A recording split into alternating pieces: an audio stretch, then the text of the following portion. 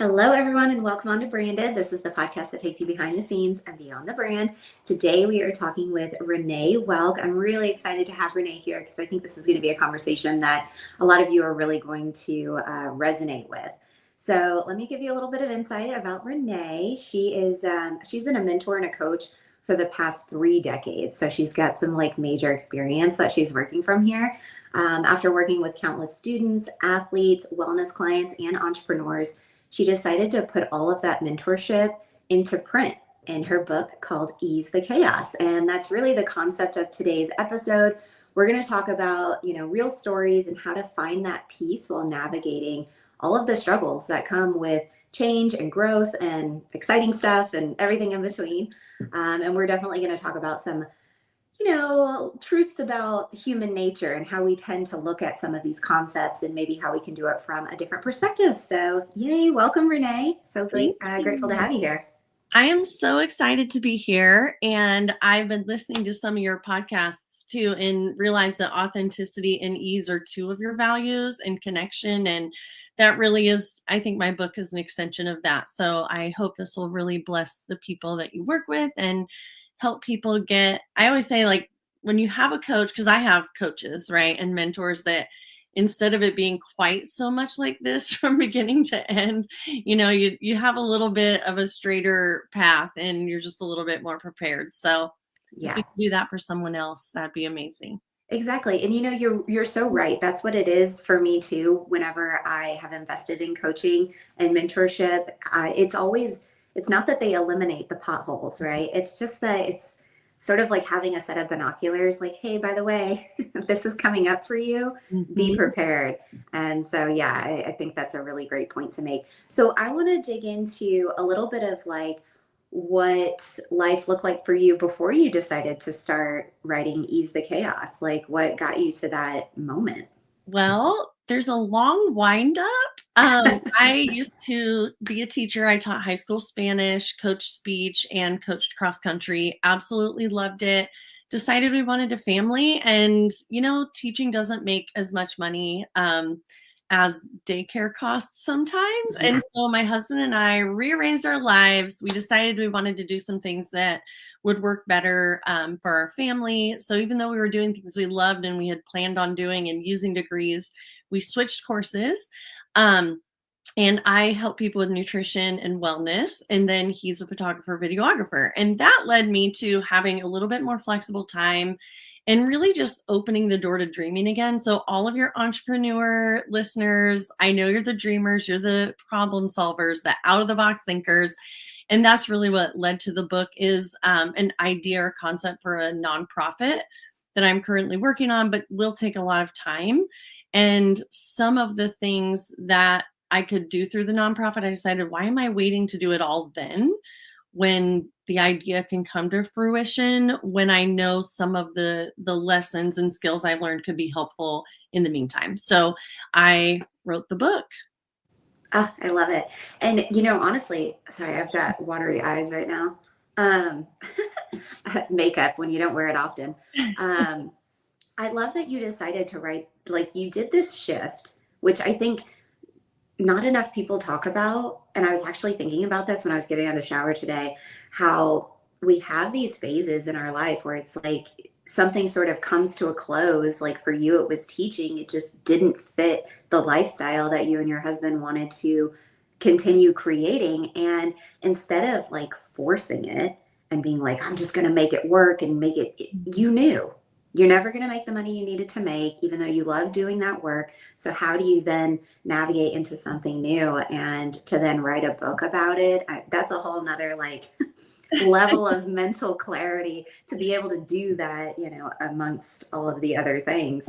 But I think that's what makes it so valuable, because when you're in the thick of it, that's when you really are sharing the things that are absolutely working, the things that definitely aren't working. And I feel like we tend to be a little more vulnerable when we're actually in it versus looking back at it when we can sort of sugarcoat, filter, and make it look, a little shinier than it might have been. So I think that your book is one of those things where it's you're going to get the real conversation Yeah. about how to navigate those struggles. Yeah. And some of the struggles, like you said, they're not forced upon us, but they come unexpectedly, and some don't. Like, I have a high school senior. She has a chapter coming to a close and has had, time to prepare and think, what is that next step? And oftentimes I feel like we don't have that time. But I have several friends who've become entrepreneurs because they've lost jobs that they thought they might have forever. Or one friend of mine, dear friend, she did not love her job and couldn't make herself quit just because of all the things that her family needed. But then they eliminated that position across the board, right? And it gave her a little nudge out. So whether you want the change and growth and you're expecting it, or if it's forced upon us, I think that Mhm. there are just those opportunities to pause and get really clear again on who we are, who we're becoming, what we want. And honestly, kudos to your bravery for making the choice to step into something new because, like you mentioned, sometimes we're just forced into it and it's really out of our control. And those moments, of course, feel really scary and very uncertain. But I almost think that we embrace them a little bit quicker because it's like, well, we have no choice. So when we feel like we have no choice, we sort of find the path of least resistance and just take action. But when we have the choice, we almost always are going to choose something comfortable versus something uncomfortable. I'm guilty of Absolutely. it. I do it. Yes, I have a part in the book, and I'm just like, I was complacent, but I didn't even know it.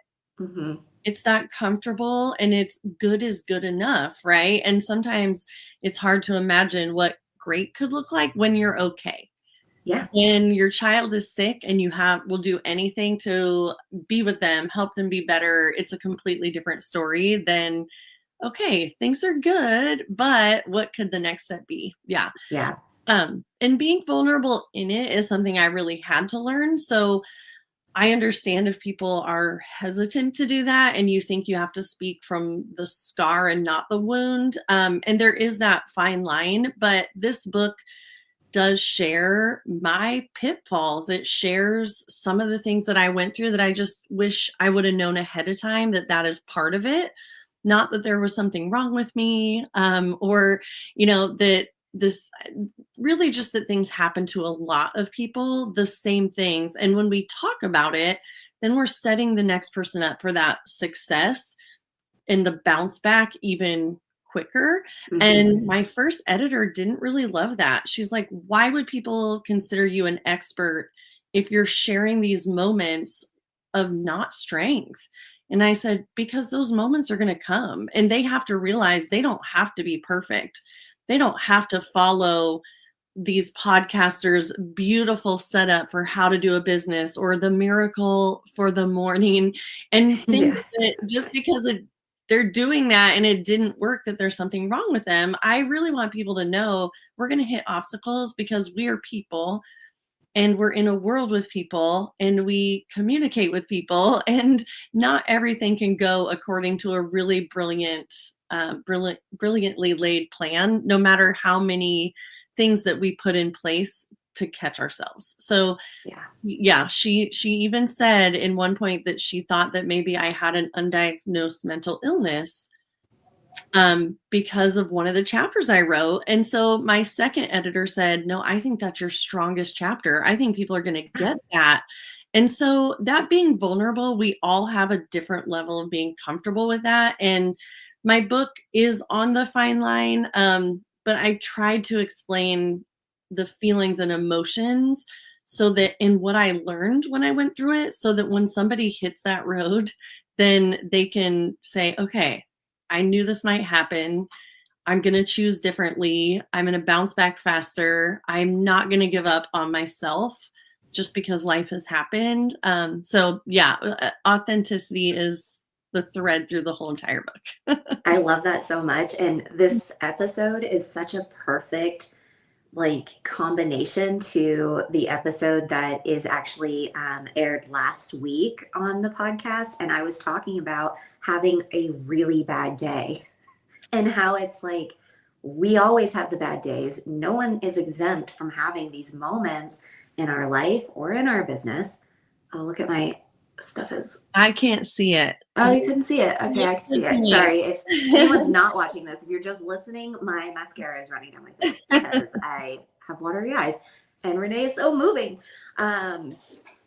So I think today's episode is just such a perfect pairing because it's what I've been thinking about too for myself is like that level of vulnerability and not having to be perfect all the time. Yeah. Like it's just not feasible. It's not Yeah. something that actually occurs in human life. No one is perfect. And I think it's really like your second publisher had said, it's such a strength to be able to share that vulnerability.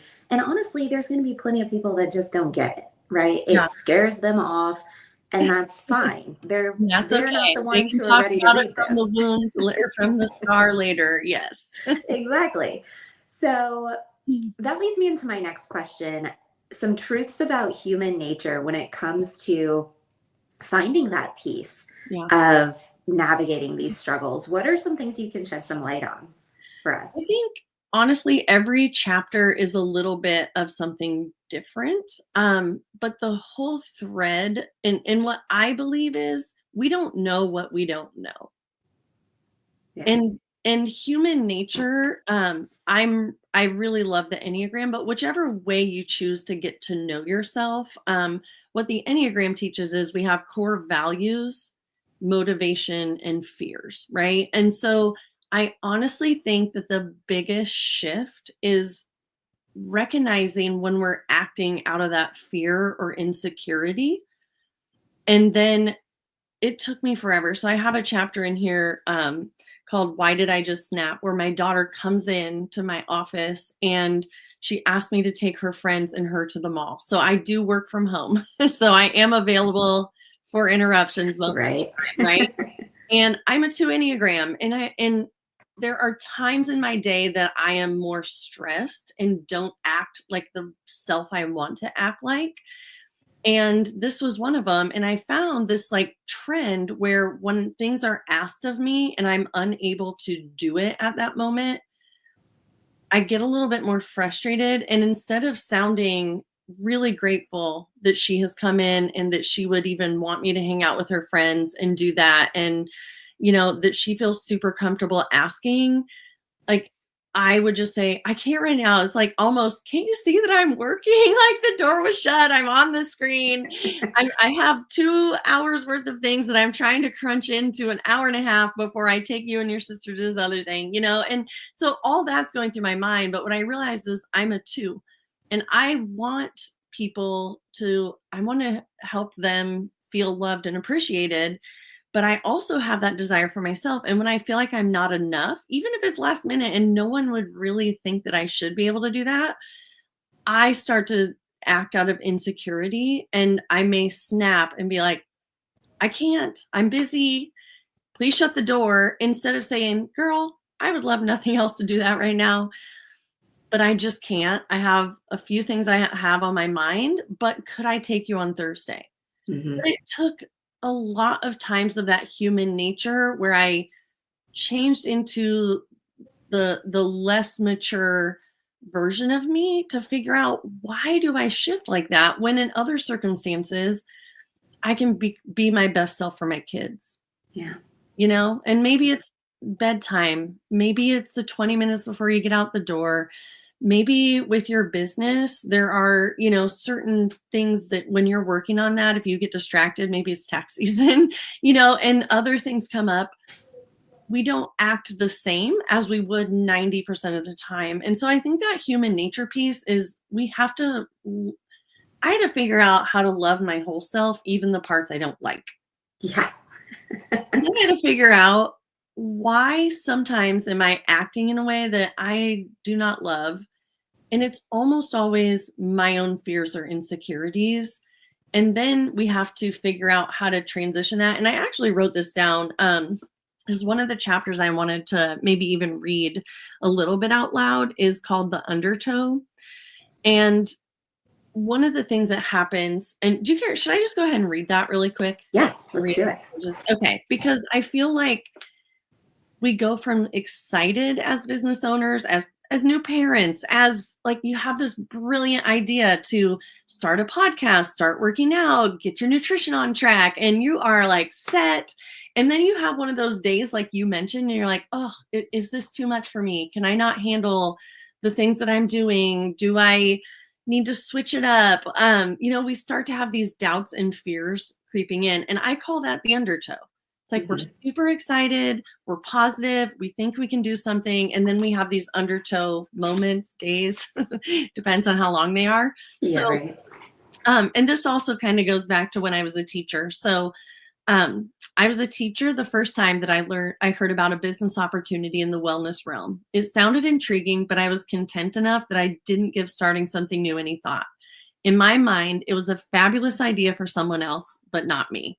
I justified not starting the business with thoughts such as, I don't have time to add anything else to my days, right? How could I, a teacher, start a wellness business with zero experience? And you can translate that to whatever your goals you have and the things you're trying to change. There were so many justifications and doubts, but the seed was planted and I started to think about the what ifs more and more. Get excited, you get pulled back in, right? However, every time I start to dream, and you guys, I was so out of practice at this because that is human nature. This is in the book. It's human nature to be out of practice, to dream and to be doing the ordinary, because our brains don't have to think about the ordinary. They already have patterns. They already have practices. It's easy to do the routine once we make one. Okay, so I was not in the routine of dreaming big. So every time I'd start to do that, I'd have another sensation that would pull my brain and heart back to the status quo where I was comfortable. I was happy and content, wasn't I? Like, then you're thinking, why would I need more? Who am I to ask for more? I had feelings of excitement followed by uncomfortable feelings of fear and inadequacy. I felt like I did the first time I ever went into the ocean. I grew up in the Midwest, so I was in high school before I had that experience. Excitement may be an understatement. I was in awe. I walked along the beach with my feet compressing the sand and waves splashing my toes, which was, of course, exhilarating and fun and refreshing. And the ocean is so vast and astonishing that I couldn't help feel like I was one with nature. Like, you do find that oneness when you have your dream right in front of you, right?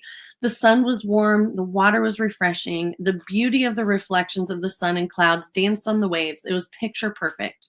I dipped my toes in, admiring the vastness from the shore, and took a few steps out to play in the first wave that came by. The waves were wild and free, darting onto the sand, drifting back in, and I stepped a few more feet out and found a pull at my ankles. I had to work hard to keep my balance, but not for long because boom, I didn't know what hit me. I was abruptly submerged by a wave and pulled beneath the surface by the undertow. It was like I was in a washing machine. I was violently pulled back and forth toward the shore and back out to sea, all while holding my breath underwater. I remember feeling like I had done several flips. There was little to no sound. It was as if my brain shut off my sense of hearing. I honestly didn't know which way was up, and I couldn't find the ground with my hands or feet. I felt panicked, and my mind went to the worst case scenario, drowning. Of course it does, right? Yeah. Extremely terrifying, even though I knew I was only in 2 feet of water. If you know, you know. I flailed and kicked and swam until the waves went back out to open up the sky to my sight once again. I survived. My hair was everywhere. Sand was everywhere. I couldn't hear anything still, but I could breathe. I'd found footing, and I'm sure that what seemed like 10 minutes underwater was about 15 seconds. But it was traumatic and scary and not what I was expecting. I'm going to skip ahead a little bit. So if I had stayed in my feelings, which I had every reason not to, I would think, I am not meant to be doing this, right? If I was meant to be there, that wouldn't have happened. Justify. Why didn't someone tell me about this? Blame. I'm really not cut out for this. Shame. And I've had those flailing, suffocating feelings caused by the undertow many times, but outside of the water. They hit me when I'm working on living more intentionally, seeking to live life by design. I remember going back to the gym after taking years off when we had our kids and caught a cold after the first week. The undertow. Athletes I coach faced obstacles every day. Some may seem small, but the sacrifice seemed big. They would have to choose between a healthy dinner and going to bed early in order to be the best for their race early the next day, but they'd miss out on grabbing pizza and hanging out with friends. The undertow. When we're pursuing our dreams, there will be obstacles that cause us to lose our breath and feel upside down, just like what I felt when the undertow submerged me in the ocean. So I don't want to just give that story. Like, the rest of this is my actual story of feeling submerged in and out of the business. And so when you asked the last question, one of the things you had asked me before is, how do we know if we're in the undertow and what should we look for? And I really do think it's mostly due to human nature. It's like so real to justify and blame and be scared. And I read a book, and in it, it says like people are more drawn to the negative possibilities than they are positive ones. And it gives this example of after World War II, they listed what happened in Japan. And before this happened, like at the time, I think the average calories available to humans in that country at that time were like 800 or 900 calories a day. So people are starving. They don't have a lot of hope. They don't know what's going to happen. And then they write a paragraph of how strong Japan becomes after the war and all of these things. And they're like, if someone had put that in an article in a newspaper, people would have just laughed. But the doomsday things, we can prepare ourselves, and our brains can wrap their mind around that so much easier than hope. Yeah. And I want to show people that hope, even though it's hard, can be the way. And so I wrote down, for me, when I feel the undertow, it typically starts with doubts, fears, insecurities that start to run my thoughts. Like those come and go, but when they are more forceful and they're the louder voice, then they lead to like me feeling exhausted, stressed, overwhelmed, scared. They start to have me doubt that what I've started is even possible for me to finish. And then that leads to actions. And for me, that is something like I become defensive and I start to justify, like, well, I'm sorry, da da da. But other people can become withdrawn and just kind of get quiet and pull themselves away. But progress slows down. I start seeking validation instead of betterment. Like, can somebody understand and make me feel better by saying me too? Instead of being like, okay, I want to be better. So yeah, I just feel like if everyone could just know that they're not alone, that they're on the right path, that they are enough, even through the hard things, and even with the parts of them that they don't like, that we can get through the undertow and get back to that first vision and the feelings that we had. I think the first step, though, really is recognizing when we're there, like I did with my daughter that day. And yeah, I mean, awareness is like the number one kind of stepping stone to any change, in my opinion, because yeah, it's one of those things that like you said, if you don't know, you don't know. So you kind of have to tune yourself into yourself, because unfortunately so many of us, we just sort of go through life on autopilot. And honestly, up until about 5-ish years ago, full on autopilot I was living, like just living my corporate life, drinking too much wine every day, doing whatever I felt like. I thought I was living the life that I wanted, but there was still this sort of like yearning. My creativity had absolutely no outlet. I started telling my story that I just wasn't a creative person because I never found myself doing creative things. Because I never gave myself the time to experience those things, to be bad at something. Like there's all these dominoes that now I can look back in retrospect and be like, wow, I was keeping myself stuck because it was just easier, to be quite honest. And like you said, having your vision tuned to hope rather than just the everyday mundane BS that we know is coming our way, like it does take extra effort. But once you sort of open that door and you allow that side of your RAS system or whatever to really become acutely aware of the possibility, it like shifts everything. It shifts everything. And your whole example of the undertow it's so brilliant because I mean, first off, if you've never been in an undertow of the ocean, you maybe don't get the metaphor quite so much. But if you have, that shit is scary. Like so scary. It happened to me when I was 9, and it ripped my bathing suit off. And Yes. I was like, Sometimes you come out with less clothing, your yeah, sunglasses. Yeah. yeah. But I thought it was such a brilliant metaphor for being in business and just life in general. Like there are so many times that undertow, it literally comes out from nowhere. We're not prepared for it usually, and it just sucks you and you're like, what happened? How am I all of a sudden drowning? And if you've been in the restaurant industry, people call it, like I'm in the weeds. It's like, yeah, you're in the weeds. Like it takes a minute to get out of it because it's almost like life giving you that nudge to say, hey, guess what? There's a lot of unexpected things that happen around you, and it's not just us, Yeah. right? Like we think that the world just revolves around us. It doesn't. Does it? No, I'm kidding. Yeah. But I think it's such a great metaphor because yeah, you're super exciting, it's super exhilarating, but wow, it's super scary and so many of the unknowns. And the justify, blame, shame game that you mentioned, wow, I think that all of us find ourselves in that Mhm. spiral way more often than Yeah. we probably recognize. We want Because to I'm a little bit validate like you. When I get taking too your path. busy and someone says, oh, can you do this? Can you? Sometimes I snap. I'm like, are you kidding? Do you see what's in front of me? Why would you even ask me that? Then I get a little defensive instead of being so grateful that someone Mhm. wants my opinion or wants my assistance or whatever. So yeah, the justify, blame, shame game, it's a that's a thing.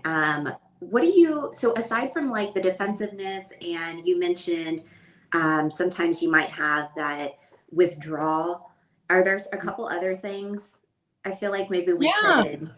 Um, Over owning or like trying to control. Mm, That can be some people's trying to think, getting way more information. So like, okay, I'm not gonna act, instead I'm gonna research this quote unquote to death. Like, yes. that's the Analysis like overload yeah, and it's like, okay, this is scary. So now I'm gonna try to fill every pothole that I could possibly see in the near future.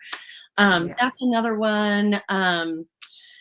Yeah, I think those are a lot, but everybody does a mixture of all of that. Like we're all human and all of those are human nature. We'll just have more of a go-to to one or another. It could Mhm. be that you kind of give up on yours and you just start helping other people or doing the easy tasks like, oh, I checked those off the list.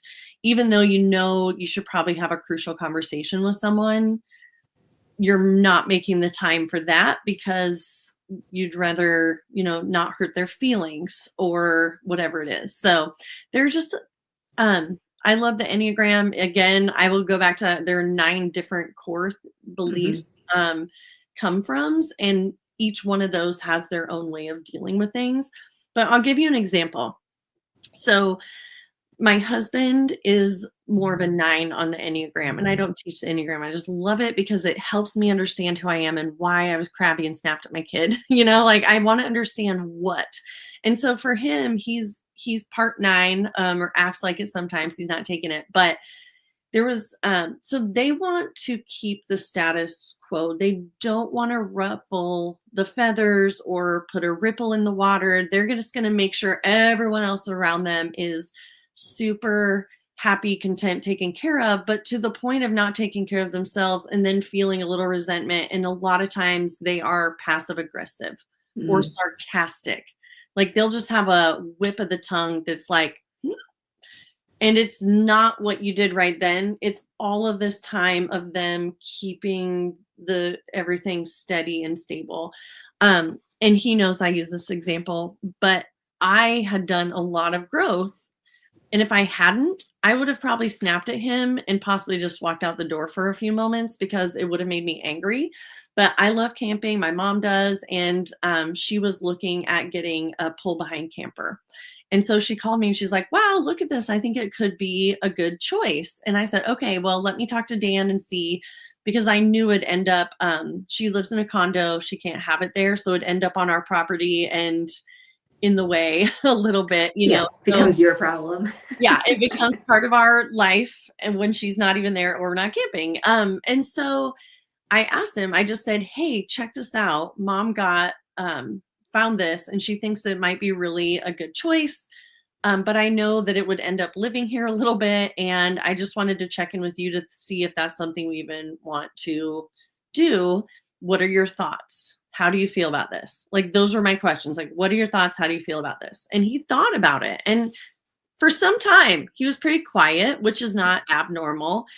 And he's not like me, who has like this, I don't think enough sometimes. That's why writing the book is really good, because it stops and pause. But so we all have our things. And he said his next words, "You're hurting my feelings." Oh. And I'm like, okay, so if you think about it, what I said is, what are your thoughts about getting this camper? What do you think about it? And then he said, you're hurting my feelings. If I wasn't okay with what I did and knew who I was, I would have been upset and probably been like, what do you mean I'm hurting your feelings? Like, you're not even making sense. That's really mean. Like, why? And I would have been defensive, because that's my go-to when I'm not being my best version of myself. And who knows what I would have said. It wouldn't have been terrible, but it definitely would have put this conversation going along a not so great path. Right. And it could have caused a little divide for a while that we would have had to overcome. But because I know that he's a 9 and he's trying to make peace, what I'm thinking in my head is, he doesn't really want this, but he doesn't want to say so. Like, that's what I was thinking, because he doesn't want to ruffle the feathers, right? So I'm like, what just happened in your brain between me saying, what do you think about this, to you're hurting my feelings? Because I really don't know that I said anything that could possibly have been hurting your feelings.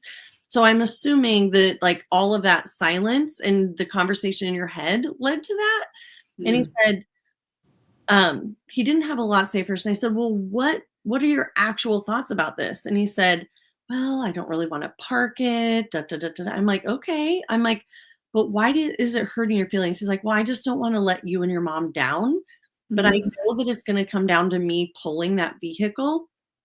And I am not comfortable with that. So I really don't want to get it. And it hurt his feelings. What hurt his feelings is that he had to say no to something his wife and mother-in-law really wanted, and probably his children. That's what hurt his feelings. And because he's wired not to, his choice is to abstain from the conversation and sometimes let it fester until it's like what he says isn't even the real thing, right? So we all have the things that are human nature, but recognizing them is the first step. But then staying with it. And like when you're in a business, if you have the undertows, and maybe it's not just like a human nature thing, but just big things happen, you know, and you're having those undertows, you're recognizing why you're there, recognizing the way you used to would have handled situations. But the second thing I think is just stay in the relationship, you know, stay going to the gym, keep going, stay working on your business. If you know that that truly is what you want the most, even though these hurdles are here. And then it's having the courage to try a new way forward. Like now, not only am I recognizing we're there, but after I make the mistake, like now I can stayed. So now I've seen it a few more times, and now I can recognize it enough that maybe I even did a little research on how to handle it. Maybe I asked my business coach, like, what am I missing? Am I blocking a blessing? Like, are my weaknesses driving the game here? Like, and start making some shifts to that, like mindset or skill set. And sometimes it's a perspective shift. Yeah. It's just we didn't know what we didn't know, and now we can be okay that this is just part of entrepreneurship that I didn't even see coming. And now my perspective is just to expect it and know that will happen and have a plan in place instead of letting it just take me out of the entire game Yeah. because it made me sad or disappointed or frustrated, or it made me doubt myself and I didn't know if I could handle it. So I think that that perspective shift is what takes me from like having those negative feelings that I just described to being like, okay, now I know, and now I kind of have a plan, and I'm going to suck at this for a while because for 47 years, I've probably been dealing with the same type of problem the same way, and I got to figure it out. And it's a different perspective shift that it's going to come and I can handle it. But just knowing that I can and trying gives me the hope again and the Yeah. courage and the excitement and like the empowerment. And I know who I am within this thing that I didn't really know yet. And I know that I can tackle this other little part that, or big part, whichever it is, that comes up. And then that's that cycle where I'm like in awe again at the possibilities and the ocean and the beauty of it. Um, and just knowing that undertow is going to come and then I'm going to have to adjust and change a little bit and navigate that, Hmm. but not letting it us have it derail us for quite as long. How's that? Right. Exactly. And that's, I think, the thing that so many people forget, whether it's building your business or it's your relationship or whatever. Like, yes, there's a time and a place when quitting is the answer, but more Yes. times than not, quitting is not the answer. It really needs, like, to dig in, Yeah. to understand a little bit better. And I love how you just said that I've been solving the same problems the same way for 47 years. I mean, I'm 37 and I know that I have been solving so many of my same problems the way my mother solved them, the Yeah. way her mother solved. You know what I mean? Like, these generational things that get passed down to us that we don't really even recognize are 100%. becoming our status quo and how we approach life. And I honestly find it so interesting to look at all of the different sides of myself now. Like, that was something I straight up ignored 5 years ago. I'm like, nah, I'm me. That's just who I am, and that's what it is. And I never even thought about all of these different facets of who I am, why I act the way I do, why I respond the way I do. I've always kind of had this awareness that how we respond to things is so much more powerful than the actual thing happening. Like, that's something I always knew, but I never went any further than that. Mhm. And now at this phase in my life, I finally started to dig into that question and really ask and be like, wow, okay, I am pretty defensive. Why is that? Is that because at some point I told the truth and nobody believed me? Or is it, what are Mhm. these things? And I'm not saying that people need to go back and, like, dig, to the very bottom of the the emotion box or whatever, but, like, the understanding, the acceptance of those Mhm. sides of us, and really understanding that the representation of life and running a business, it is cyclical. Like, you're going to have those pitfalls. They are going to show up.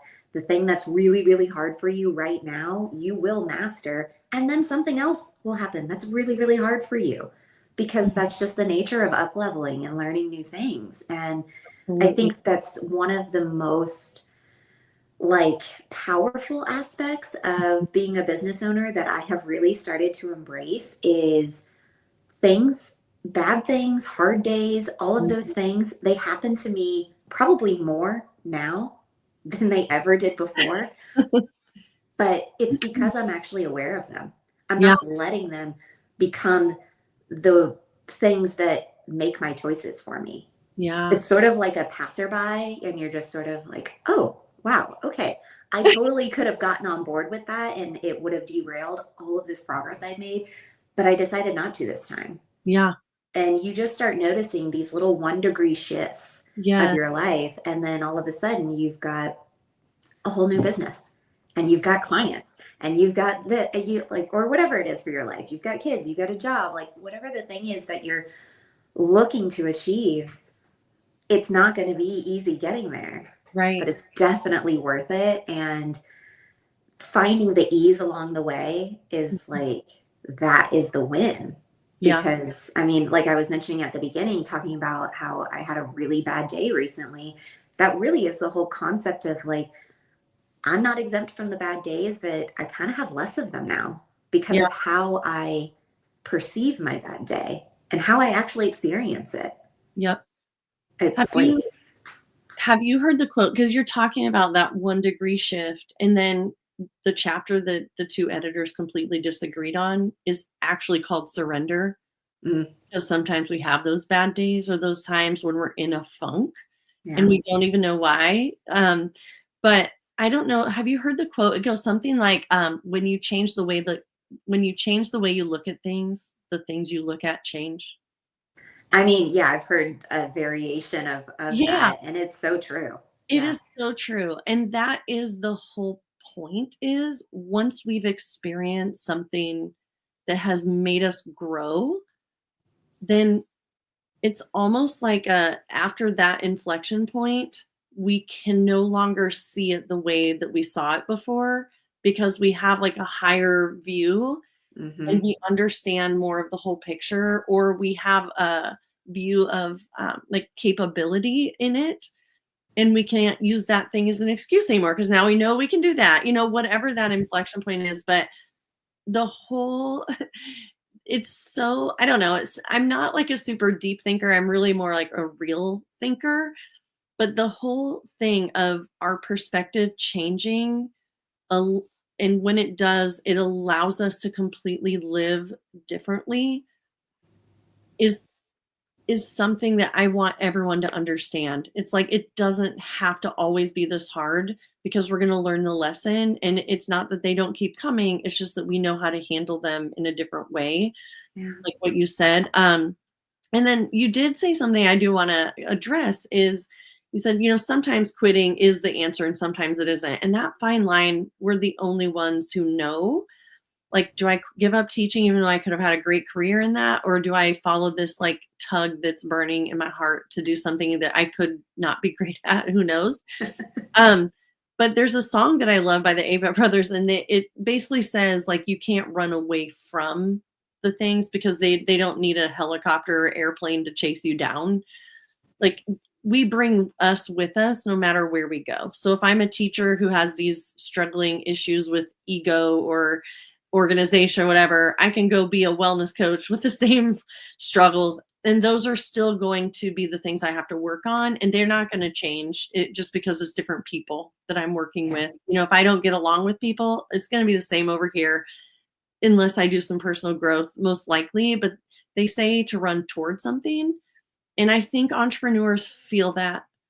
They have this passion, and it usually comes from a struggle. Like, they had a sick kiddo and now they want to be home, but they want other parents to not go through what they went through. So they start a nonprofit, but they know Hmm. nothing about doing that. It's the ocean view. But when you get in, it's like you're getting tackled over and over because it's complete unknown. But I do feel like that tug sometimes is the reality, and making it happen is not always easy, but following it can lead to some amazing things. But I don't know, I just wanted to touch on that because we do, quitting is the answer sometimes and staying is the answer sometimes, and only Yeah. we know in our hearts like the real. Yeah. I love that you made that point that wherever we go, we take us with us, because it is so true. People quit things for the wrong reasons. Like, Yes. if you're quitting something because you are trying to avoid ever having to experience hardship or whatever, like, that's not, you're going to experience it again. Just Yeah. as Renee was saying, like, it will follow you because it's something that is sort of unresolved and just Yeah. happening within you, no matter who you're coming into contact with. And yeah, that definitely is such an important point to make. And I think that's where the awareness of it all kind of comes back into play, is you being able to without judgment, ask yourself these kinds of questions. Like, is this the thing that's going to stop me and have me Mhm. shifting gears completely? Or is this just something I needed to kind of experience, get a little bit of more of a knowledge base around? So now I can try again and do it a little bit differently. And I think if we kind of all shift our perspective to, well, what's that like 1 degree difference? What's that one little shift I can make and try again Mhm. before I quit? Yep. Especially if it comes to like your relationships and stuff. I am such a firm believer that, with two sides of it, like running your own business and being, an entrepreneur, yeah, you have clients that you have to deal with, but in the end, like you're in charge. And if there's an offer you don't want to do anymore, if there's a product you don't want to sell anymore, like you have complete control over choosing to do that. Relationships are so much harder because, I mean, like you mentioned, your husband has his own, he's wired completely different than you. And honestly, my husband, he matches some similar qualities that you were mentioning about yours, where he's not super verbal when things are bothering him. But it might get to the point where it's like it's gone really far. And now he's speaking up, and I'm like, what? We talked about this. We've moved on. But maybe he Yeah. hadn't yet. And there are definitely valleys in our relationship because we've been together 18 years now. There are valleys where it's like we just were not on the same page, and I was biting his head off and he's biting my head off, and we had to figure out why.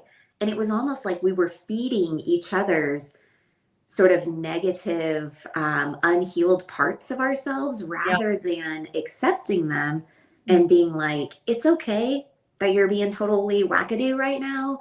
Let's like figure it out and talk Yeah. about it. And I'm not going to judge you on it, and having that from both sides. I mean, yeah, relationships they're hard. And sometimes I look at mine and I'm like, 18 years, I can't even imagine like having done that. Yeah. Talking to myself 18 years ago, thinking that this was even possible, especially from my past Yeah. and having like divorced parents and alcoholism and all of these things that, didn't really set me up for knowing how to be in a healthy relationship. And so I think it's, we all have to just decide along the way, is it worth it for us to keep going and keep trying and to find that little moment of peace along the way? Because the whole journey as a whole, like there's probably more potholes than we actually recognize. If you were to like take a bird's eye view and look back at it, you're like, wow, look at Yeah. the things I Look went what I through. did. Can't even believe I survived it. But Yes. when you're right in the middle of it, it's so hard to see that. And so Mm. I think books like this, people like you, conversations like this, it just helps shed light. And like you had mentioned, help people recognize like we all are experiencing very similar things at all sorts of different stages of life. Like what you're going through in your life, I may have already experienced or I will be, right? But Yeah. we've all got these moments that we weave in and out of being connected to each other and being able to talk about it in a very vulnerable and like open manner. It has to be helpful. How can it Yeah. not be? Everything you just said, I was like, oh my goodness, it can almost all be summed up with stop taking it personally. Like when we've grown ourselves into a place where, like you said, we can be vulnerable and have like a real look at ourselves, or we can, stop the cycle of that conversation with the spouse that's gone awry. Like that being taking the high road and not taking it personally, Mm-hmm. um, is really part of the answer, right? And that is so hard when we all have these little things nagging in us of imperfections, insecurities, not enougghnesses. Yeah. So I think you summed it up so well, and I'm like, oh my gosh, there could be a chapter just about don't take it personally, or Yeah. take it personally for a moment, and then dissect it in a oh, I don't know, just in a non-judgmental way. When you said non-judgmental way, that's personal growth, that's maturity. Mm-hmm. When we are taking it and judging ourselves, I think that's when we can lead it down that other path that we that we recognize and don't really love so much. So this growth mindset is big. Yeah. Oh, I totally agree. And I love the metaphor of the undertow. You guys, when you're listening to this episode, reading Renee's book, or maybe, listening to it, however you like to consume your material. I'm personally loving Audible lately and taking it on walks with me, but I love to turn pages in a book. So, usually I get both. But I'm going to put all the links in the show notes here so you can connect with Renee, because it's books like this that just help us see things a little differently. And honestly, books like this are books that I come back to again and again and again, because I think that the way you present the message and how you share your experiences and just the struggles as well, it's something that no matter what we're going through in life, it can help us revisit and get that reminder of, like, maybe if we just saw it a little differently, maybe if we just sort of expanded our view to make it a little more global, and like, how are other people experiencing this? Let me think about someone else across the world is probably having an argument with their husband right now about something so ridiculous. How are they handling it? Are they fighting against it, or are they accepting? And, and I think it really, really shifts how we think about things and how we really place the importance on, like, our own shit that we have to go through. It really, it can remove some of that heaviness and some of the, like, pressure that we put on ourselves. But utilizing your book as a tool to come back again and again to recognize, okay, that was just the undertow trying to get me. Yes. Now I've learned.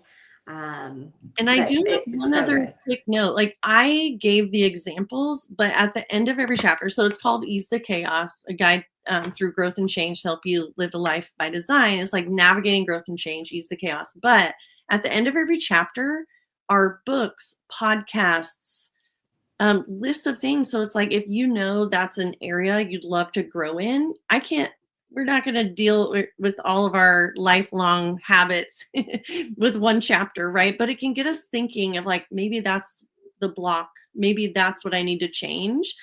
And at the end of the chapter, there are resources that point you to easethechaos.com, where you can find podcasts. Like, if I were to listen to Sarah's podcasts and find that some of them would fit in here, I will list those on my website.